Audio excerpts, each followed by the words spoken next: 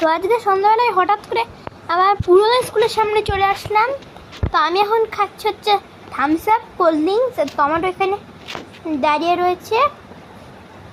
তাই একটু একটু করে থামস আপ খাচ্ছি, একটু একটু করে দাঁড়াচ্ছি, একটু একটু করে গাড়ির দিকে হ্যারান দিচ্ছি। তা মজাই লাগছে অনেক যে আমার ওল্ড স্কুলটার সামনে আসলাম।